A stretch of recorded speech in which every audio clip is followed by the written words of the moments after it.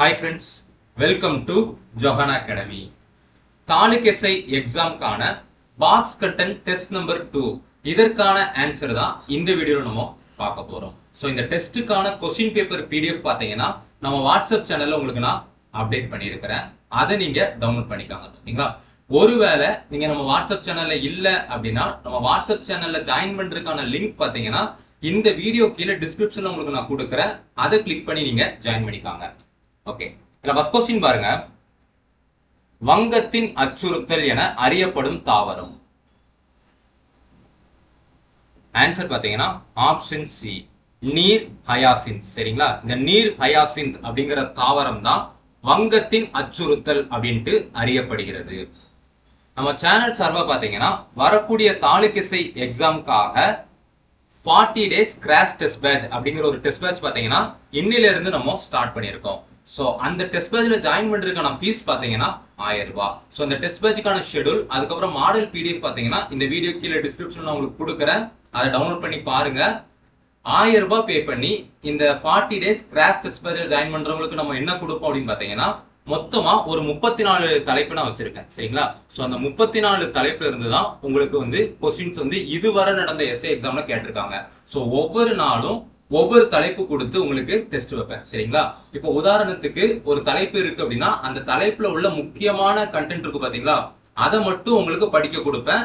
அந்த தலைப்புல இருந்து பாத்தீங்கன்னா நைட்டு போல உங்களுக்கு ஒரு டெஸ்ட் வைப்பேன். சரிங்களா? சோ இதே மாதிரி 34 டாபிக் வைஸ் ஷீட் கொடுத்து 34 டாபிக் வைஸ் டெஸ்ட் உங்களுக்கு வைப்பேன். சரிங்களா? சோ அது போக பாத்தீங்கன்னா 10 ஃபுல் மாடல் டெஸ்ட் உங்களுக்கு நான் கண்டக்ட் பண்ணுவேன். சோ ப்ராப்பரா இந்த 40 days கிராஷ் டெஸ்ட் பேஜ் நீங்க படிச்சு பிராக்டிஸ் பண்ணீங்க அப்படின்னா உறுதியா வரக்கூடிய தாலுக் எஸ்ஐ எக்ஸாம்ல நீங்க பாஸ் பண்ணிடலாம். சரிங்களா?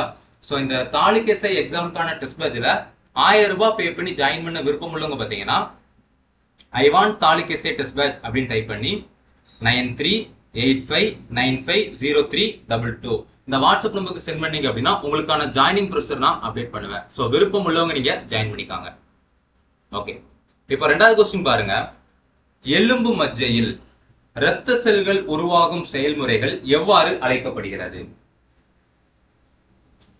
ஆன்சர் பாத்தீங்கன்னா ஆப்ஷன் சி, ஹீமட்டோபயாசிஸ். சரிங்களா? அடுத்தது மூணாவது கொஸ்டின் பாருங்க. கூற்றுகள் கொஸ்டின் கொடுத்திருக்காங்க, நம்ம பார்க்கலாம். ஃபர்ஸ்ட் கூற்று பாருங்க. ஜிகா வைரஸை மூளை புற்றுநோய்க்கு எதிரான அறுவை சிகிச்சை ஆயுதமாக பயன்படுத்த முடியும். சோ முதல் கூற்று பாத்தீங்கன்னா சரியானதுதான். அடுத்தது இரண்டாவது கூற்று பாருங்க.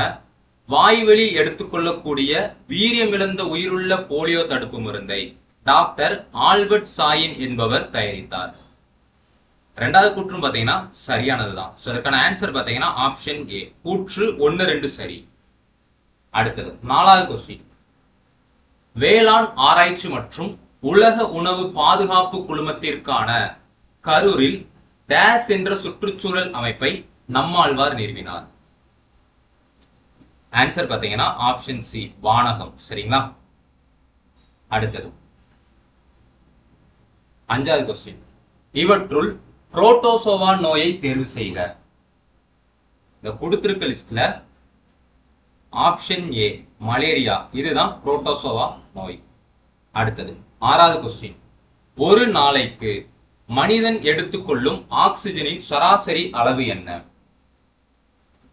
ஆன்சர் பாத்தீங்கன்னா ஆப்ஷன் பி, 550 லிட்டர். அடுத்தது ஏழாவது கொஸ்டின் பாருங்க. பொருத்துவ கொஸ்டின் கொடுத்திருக்காங்க, நம்ம பொருத்தலாம். ஃபர்ஸ்ட் பாருங்க, குவாடிடியன் மலேரியா. சோ இந்த மலேரியா பாத்தீங்கன்னா பிளாஸ்மோடியம் பால்சிபாரம் இந்த இதனாலதான் ஏற்படுது. அடுத்தது தீங்கற்ற டெர்ஷியன், இது பாத்தீங்கன்னா பிளாஸ்மோடியம் வைவாக்ஸ் இதாலதான் ஏற்படுது. அடுத்தது குவார்டன் மலேரியா, இது பாத்தீங்கன்னா பிளாஸ்மோடியம் மலேரியா இதனால ஏற்படுது.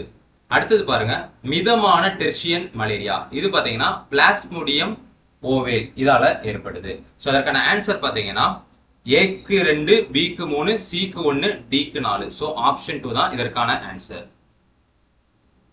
அடுத்தது கருப்பு மரணம் என்று அழைக்கப்படும் நோய். ஆன்சர் பாத்தீங்கன்னா ஆப்ஷன் டி, புபோனிக் பிளேக். சரிங்களா? சோ புபோனிக் பிளேக் தான் கருப்பு மரணம் அப்படின்ட்டு அழைக்கிறாங்க. அடுத்தது 9வது கொஸ்டின். மலட்டுத்தன்மைக்கு எதிர் வைட்டமின் என்று அழைக்கப்படுவது? ஆன்சர் பாத்தீங்கன்னா option A, vitamin E. Vitamin E தான் மலட்டுத்தன்மைக்கு எதிர் வைட்டமின் அப்படின்ட்டு அழைக்கப்படுது. அடுத்தது 10வது கொஸ்டின். சிக்கன் குனியாவிற்கான நோய் காரணி?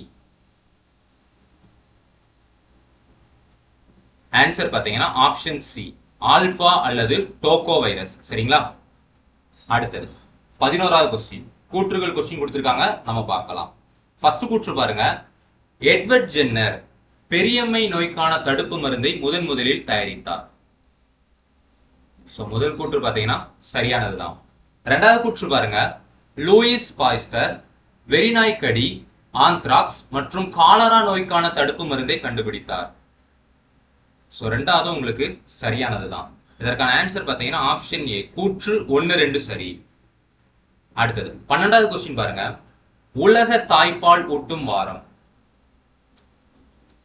ஆன்சர் பாத்தீங்கன்னா ஆப்ஷன் பி, ஆகஸ்ட் மாதம் முதல் வாரம். சரிங்களா? அடுத்தது 13வது கொஸ்டின். இந்தியாவில் புலிகள் பாதுகாப்பு திட்டம் எங்கு எப்போது தொடங்கப்பட்டது? நம்ம இந்தியாவில் பாத்தீங்கன்னா இந்த புலிகள் பாதுகாப்பு திட்டம் ஜிம் கார்பெட் தேசிய பூங்கா. சரிங்களா? இந்த தேசிய பூங்கா பாத்தீங்கன்னா உங்களுக்கு உத்தரகாண்ட்ல இருக்குது. சரிங்களா? அந்த தேசிய பூங்கால தான் 1973ஆம் ஆண்டு தொடங்கப்பட்டுச்சு. அடுத்தது 14வது கொஸ்டின் பாருங்க. காச நோய்க்கு எதிரான பிசிஜி தடுப்பு மருந்தை தயாரித்தவர்? ஆன்சர் பாத்தீங்கன்னா ஆப்ஷன் பி, கால்மெட் மற்றும் குயரின். இவங்க 2 பேரு தான் காச நோய்க்கு எதிரான பிசிஜி தடுப்பு மருந்தை தயாரித்தவங்க.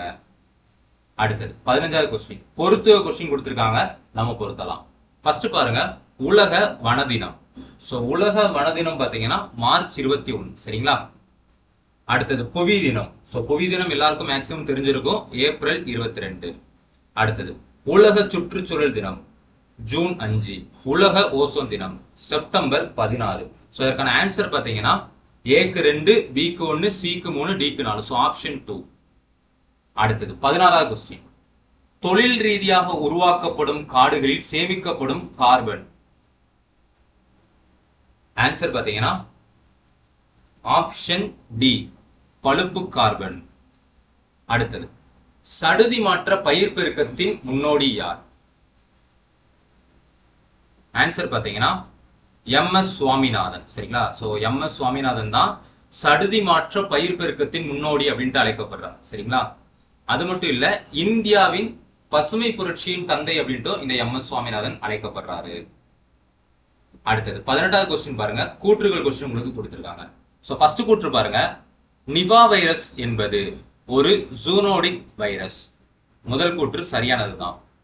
ஜூனோடிக் வைரஸ் என்பது விலங்குகளிடமிருந்து மனிதனுக்கு பரவக்கூடியது.